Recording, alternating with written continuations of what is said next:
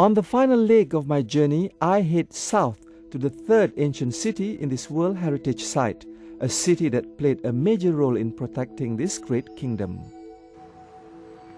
This wall encloses the third jewel in the crown of the ancient kingdom of Sukhothai. Its name means strong wall or fortress of diamonds, which alludes to its strength and might. And this city once played a major role in guarding the defenses of this once great kingdom. Welcome to Kampang Phat. Kampang Phat was established in the mid-14th century, a city built to defend the kingdom against invaders from the north. It lies on the river Ping, with the ancient walled city of Chakang Rao to the east of the river and Nakhon Chum to the west. I begin my journey in Chakang Rao. This ancient city is laid out in the same way as ancient Sukhothai and Sri Sachnalai, with separate zones for religious sites both within and outside the city walls. A 6-meter high defensive wall surrounded Chakang Rao, and a 30-meter wide moat acted as the last line of defense for this enclosed city.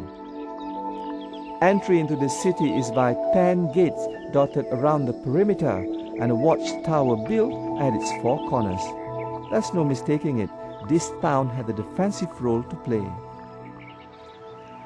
Well, I might as well begin my exploration of Kampang Phat here at the largest temple complex in this ancient city, Wat Pra Keau, built without monastic dwelling for monks.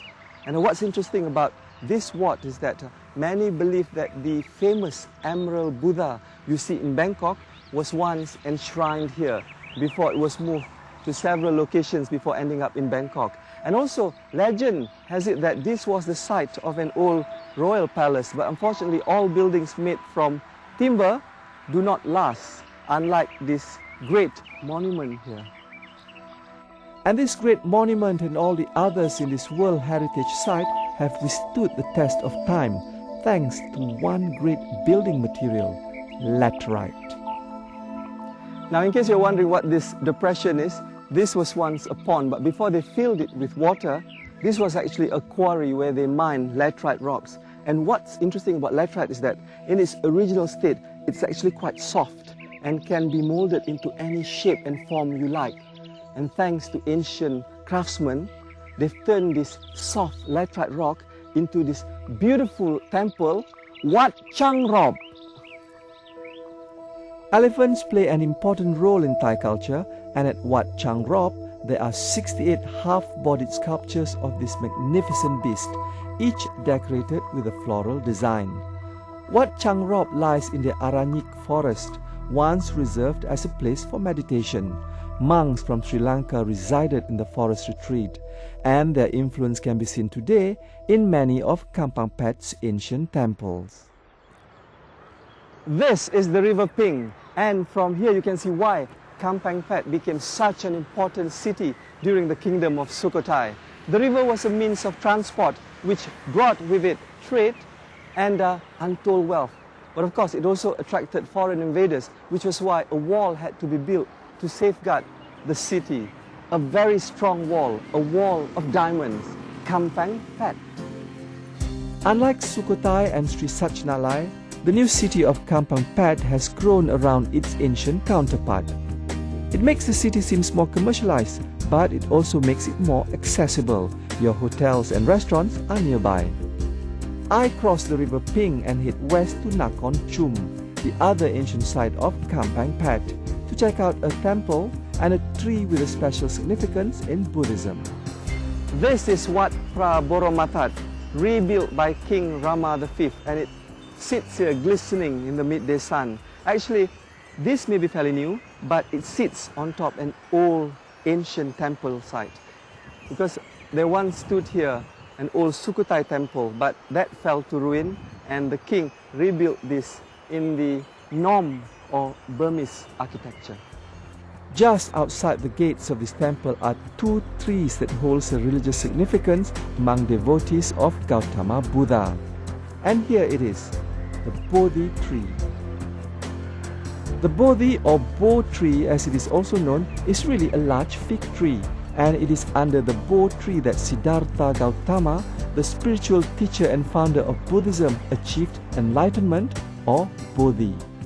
The monks at Wat Boramatat claim 3 seedlings propagated from the original Bo tree were brought over from Sri Lanka more than 600 years ago. 1 was uprooted during a flood, but 2 still remain to this very day. I choose to end my journey back on the eastern side of the River Ping, within the ancient walls of Chakang Rao. And after 3 ancient cities and umpteenth temples, I was feeling slightly overwhelmed. It's easy to get ruin or what fatigue once you've seen that many temples, but what you have to remember is this. Although the basic structure of each temple is the same, you have the central vihara, the chedi and the mondop, each and every temple complex has its own unique design. Like this here, the Wat Pra Sri Iriyabot. Sri means 4. Why 4? I'll show you why. The number 4 refers to the basic postures or asana associated with the Buddha. 3 are daily activities involving teaching, meditating, and offering refuge to his disciples. And the final one is dying moments before attaining nirvana. And the 4 postures are: this was once the sitting Buddha, and this is the walking Buddha. This was once the reclining Buddha, and finally, standing. And so my journey ends, and what a journey it's been.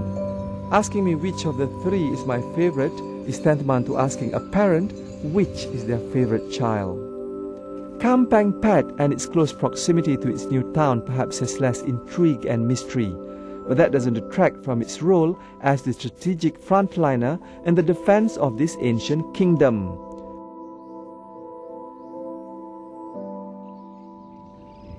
Sukhothai is the most famous of the 3, known the world over, its very mention evoking images of beauty and grace. Its well-preserved central zone, a reminder of why this was once the capital. But it's Sri Sachinalai that stirred within me a sense of mystery and adventure. It's like a beautiful forest garden, hiding ancient ruins that point to a once mighty kingdom, the kingdom of Sukhothai.